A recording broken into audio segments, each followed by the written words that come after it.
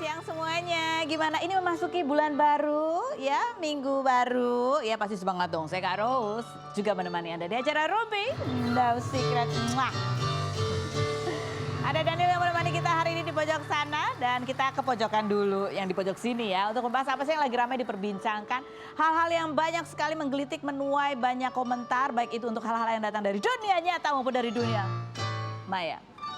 Iya ada beritanya ya, kan kemarin sempat ramai juga tuh Torik sama Alia melaporkan beberapa akun haters karena ya banyak yang menuduh Alia itu sudah berbadan dua gitu ya.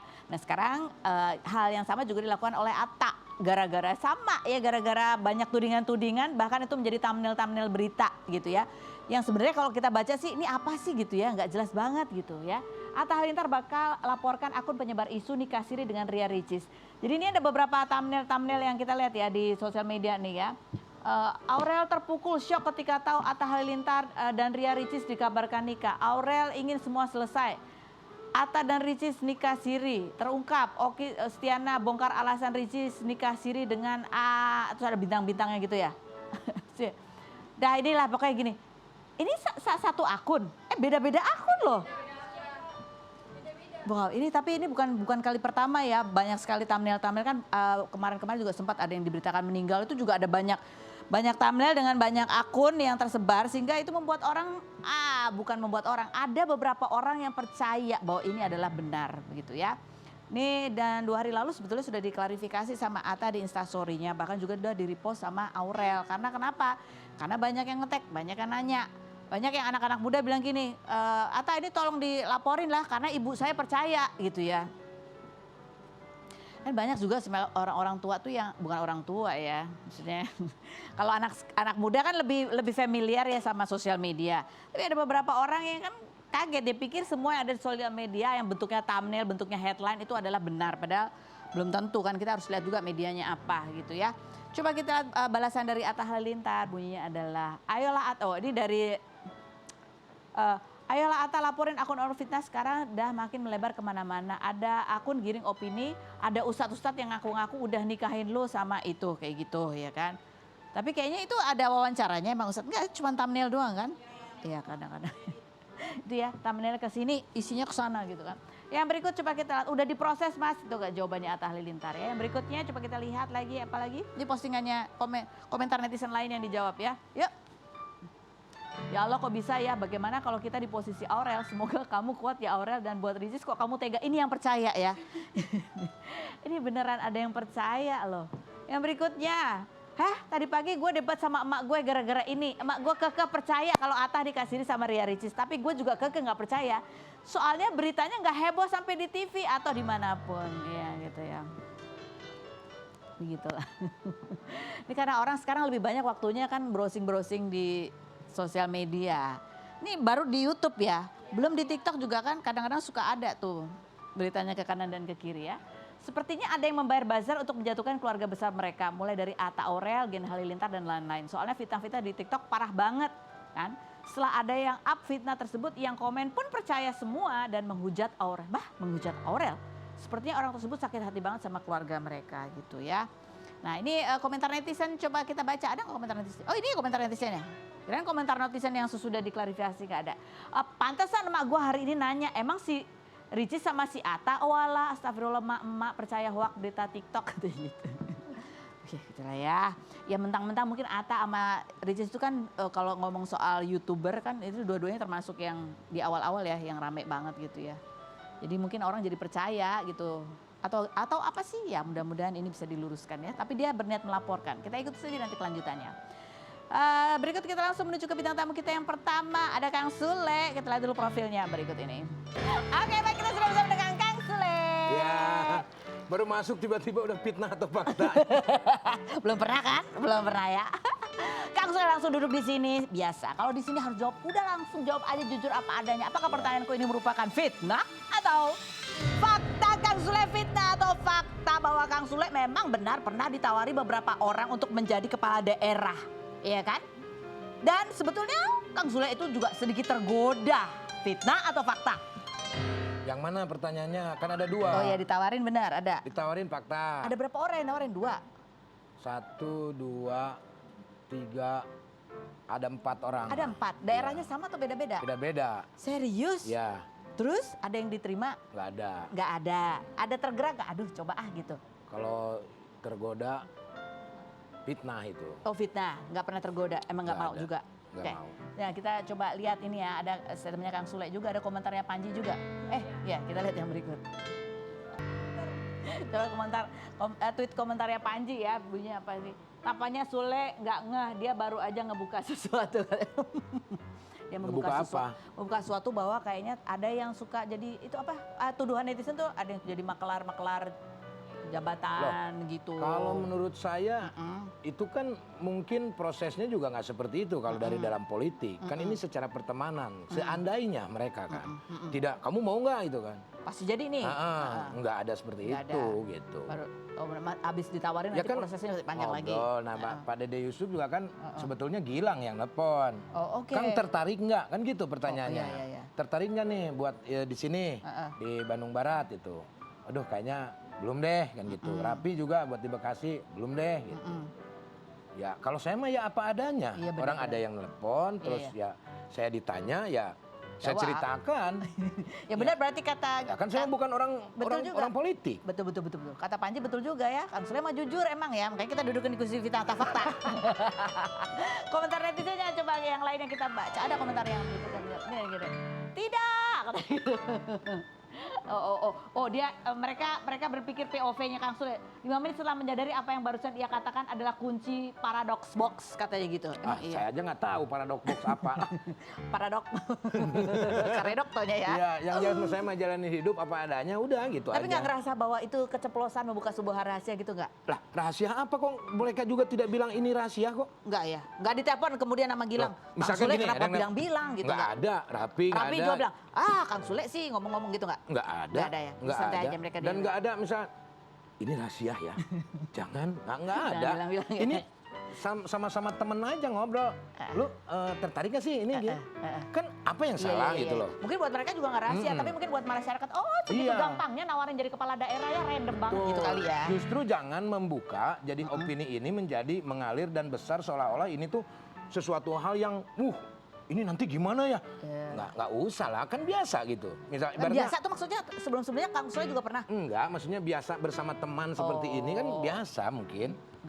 Kan saya bukan politikus, Iya, makanya terkecuali nggak tahu saya ya. politikus, baru saya nggak tahu tentang hal Betul. apapun. Ya menurut Kang Sule jadi ini kayaknya biasa aja gitu ya. Kang Sule nggak tahu bahwa apa ya sih yang luar biasa dari ini gitu kan. Ya apa saya nggak tahu. Ya aku juga nggak tahu sih. Pusing-pusing amat. Berikutnya, Fitnah atau Fakta Kang Sule. Walaupun Kang Sule tidak tertarik menjadi kepala daerah, tapi Kang Sule sudah menjadi tim sukses salah satu paslon kepala daerah. Fitnah atau Fakta? Ya kalau itu mah banyak di mana-mana. Setiap daerah. Maksudnya Kang Sule itu tim sukses? Bukan tim sukses, saya mah tim penghibur. Oh alah, ya itu mah dari dulu ya. Ya iya, cuma bukan tim sukses yang harus ya Kemana-mana. benar-benar kemana-mana dan satu itu enggak. Enggak. Dari calon ini ada yang minta saya ngelawak Profesional. nyanyi ini ngelawak nyanyi gubernur ini KBB nyanyi gitu. Profesional ya. Profesional kerja. Aduh berarti banyak dong. Alhamdulillah. Alhamdulillah ya. Makanya saya ada ongkos ke Iya. sini. Oke baiklah. Yang berikutnya Kang Sule, Fitnah atau Fakta bahwa Kang Sule itu ternyata juga juragan kontrakan tanah bahkan punya kebon duku. Fitnah atau Fakta? Itu fakta, tapi bukan juragan lah. Apa dong? Bukan juragan, itu mah hanya sekedar bikin kontrakan untuk kehidupan di Cimahi aja. Oh. Adik-adik ada kerjaan, saudara-saudara ada kerjaan, keponakan ada kerjaan. Oh, memang dikelola doang. gitu ya. Dikelola Di Cimahi aja, Kang. Di Cimahi aja kalau Kalau kontrakan. kebon dukunya Itu di Ciamis. Ciamis. Ya. Terus kalau tanahnya?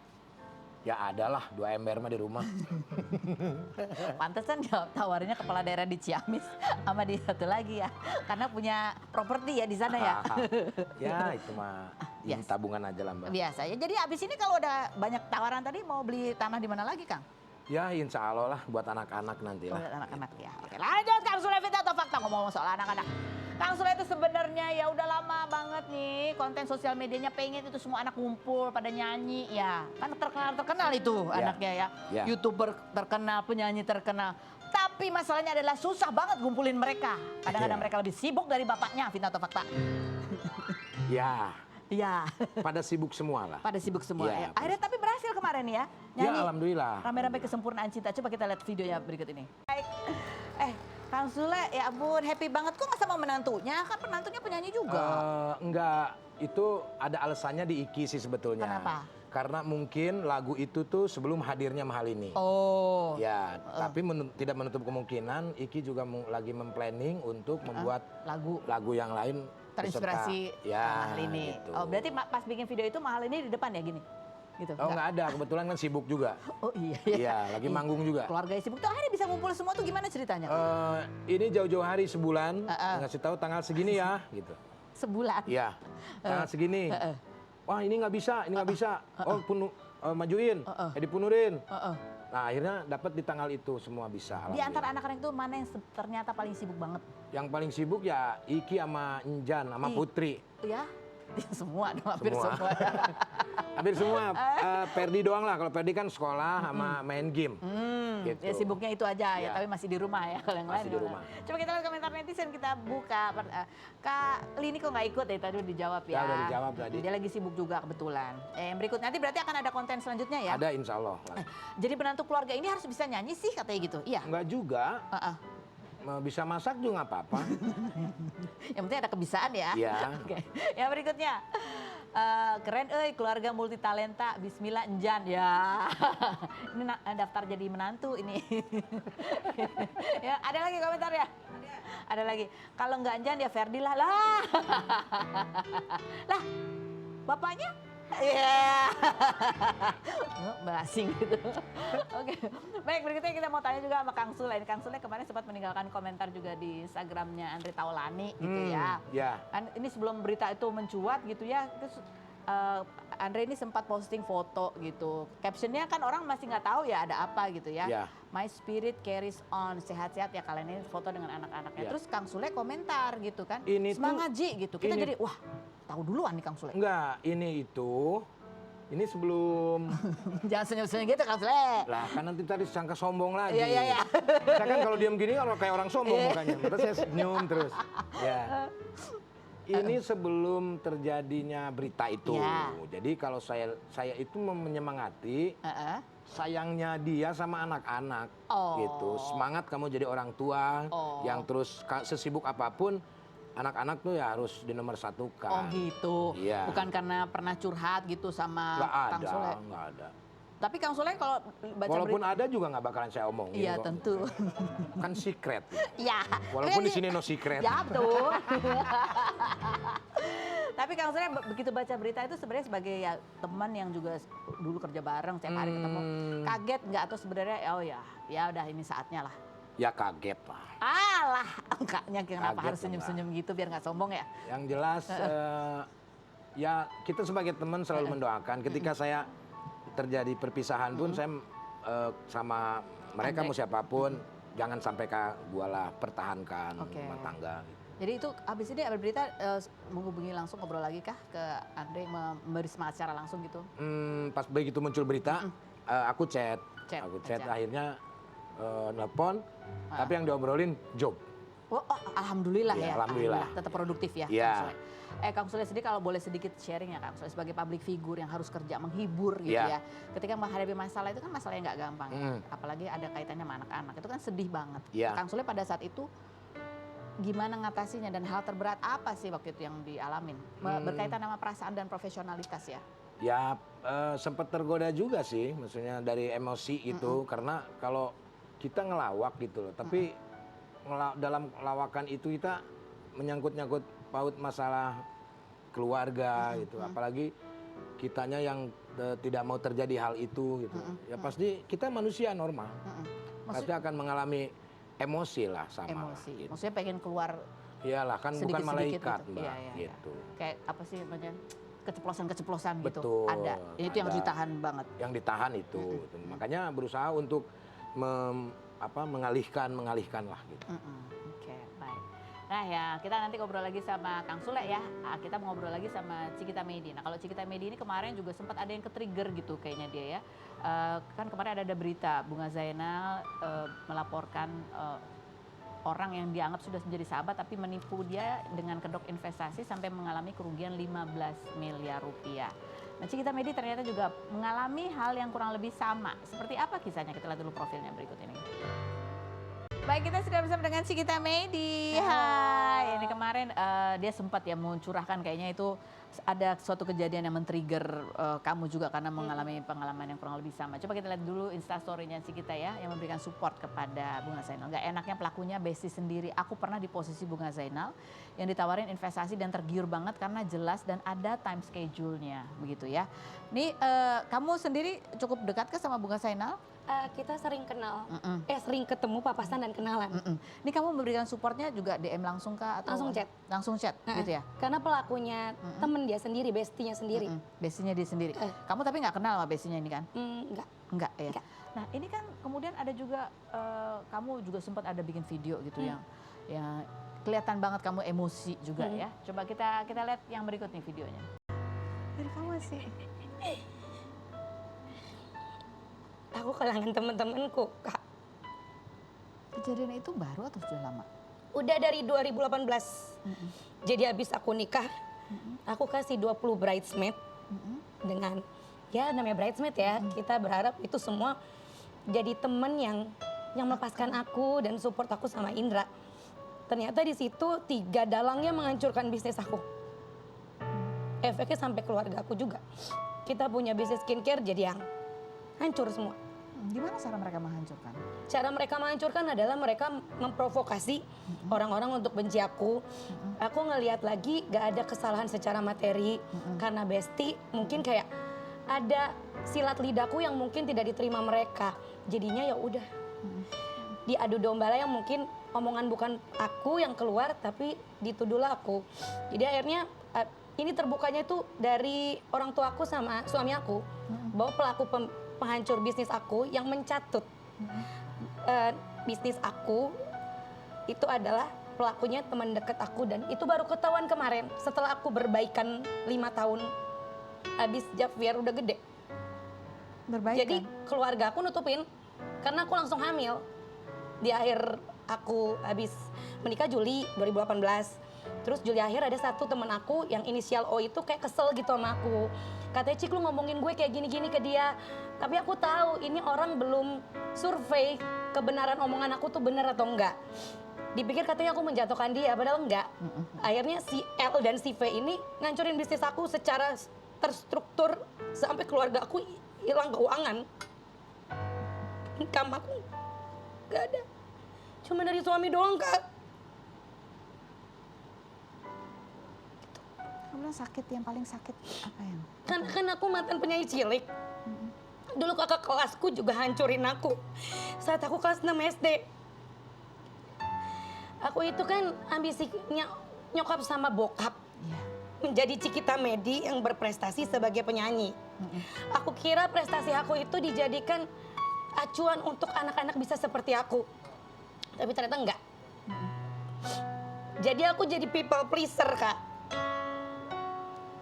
Aku selalu mengaku salah padahal bukan salah aku. Dan sampai sekarang 34 tahun aku selalu kayak nggak bisa up ke karir karena dijatuhin orang terus. Keluarga aku kuat sih, mami, papi, Indra, suami aku yang kayak udah kita aja yang modalin Cik gitu. But aku nggak mau jadi anak mami.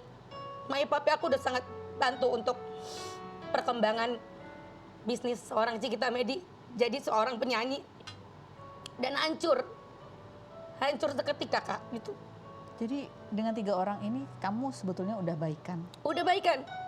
Kemarin bulan Mei di ulang tahun anaknya. Ternyata suami aku kabarin aku, enggak, dia pelakunya yang. Jadi kamu baru tahu? Jadi mami sama suami aku baru ngeliat kalau pelakunya dia. Dia memprovokasi untuk menjatuhkan skincare aku. Dengan bilang bahwa gue mau bikin skincare baru dan isinya sama dengan Cikita, kosmetik krim saat itu.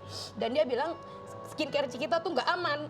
Dan dia main skincare baru seolah katanya isinya sama dengan skincare aku. Dan semua pelanggan-pelanggan aku dibawa ke dia semua.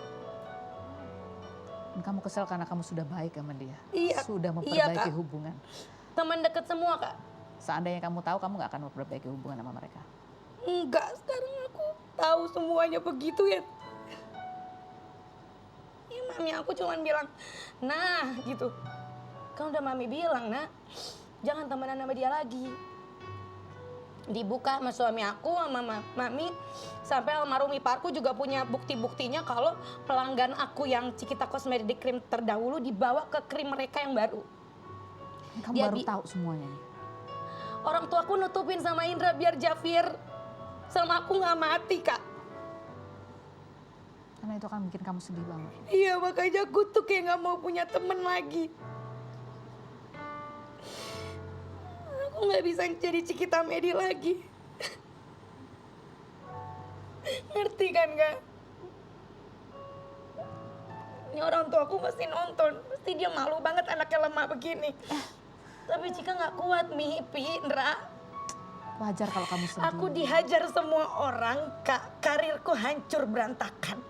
Dari kecil, nyokap bokap aku jadi ngekat semua kontrak gitu. Jadi aku nggak bisa bernyanyi lagi karena aku selalu dibully sama kakak kelas itu. Waktu aku kelas 4. Dan pelakunya sekarang juga udah orang-orang besar. Orang-orang ternama gitu loh. Dan saat mereka tahu ketemu aku pun, mereka nggak bisa nyapa. Dan aku, ya yang pas waktu kecil aku memaafkan sih. Cuma mereka semua ketemu aku tuh udah yang kayak, gak nyapa. Apa Kayak kira-kira yang akan membuat perasaanmu menjadi lebih baik? Cerita. Cerita. Karena semua banyak banget perlakuan bully di sekolah dasar. SMP, SMA. Terus aku tuh ngeliat anak aku mau masuk SD, Kak. Banyak yang bilang, Cik lu mau gak Javier Reza Aditya jadi Cikita Medi dulu? Gak mau, Kak. Gak mau. Aku gak mau Javier jadi Cikita Medi. Karena sakit. Ini kamu suaranya sampai serak ini juga karena Ya sakit. hilang semuanya, Kak. Aku depresi. Aku gak bisa nyanyi lagi, Kak. Gak bisa nyanyi lagi. Satu lagu selesai. Gak kuat. Aku gak tahu ada apa di tenggorokan aku. Dari kapan itu? Dari 3 teman aku jatuhin aku pas pernikahan. Aku gak punya temen. Aku dibiarkan hamil dalam bahagia. Suami aku menjamin hidup aku. Mami papi aku juga ikut support. Dia nutupin semuanya kalau teman-teman aku ngancurin bisnis aku dan baru ketahuan saat kita sudah berbaikan Mei lalu. Dan bikin kamu kesel dan marah. Kesel, karena iparku juga ikut meninggal. Karena Stres juga karena skincare kita nggak ada income. berapa kerugiannya kalau boleh tahu? 28 juta nggak banyak, Kak. Tapi sakitnya karena dikhianati teman. Tapi sakitnya kira dia nanti.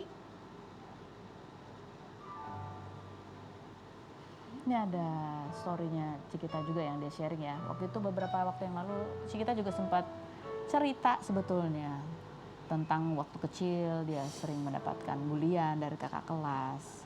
Waktu itu dia juga sempat sharing, tapi ketika dia bercerita itu pun dia kembali mendapatkan bulian. Kali ini buliannya secara online gitu ya. Ya. Saya dibully keadaan nyaris 3 kali, saat SD, saat saya menikah, dan yang ketiga saat saya menikah di tahun 2018 dan saat saya menikah itu sangat membekas yang menjadi seorang people pleaser, dan sekarang saya rasa sudah cukup memendam semuanya sendiri. Kita akan kembali lagi tetap di Rumpi.